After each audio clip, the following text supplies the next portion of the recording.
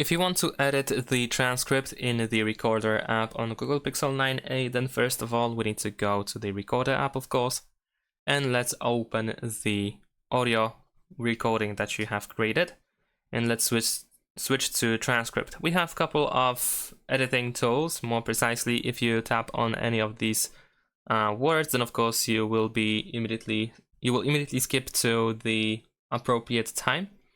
But essentially you can press and hold your finger on the selected option in order to edit the word.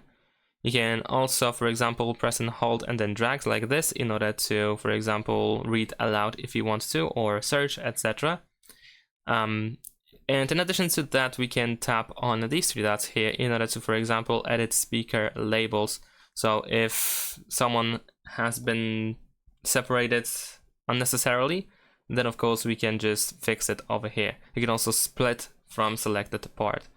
And that's about it. Thanks for watching, leave a like and subscribe to my channel, and see you in my next videos. Bye!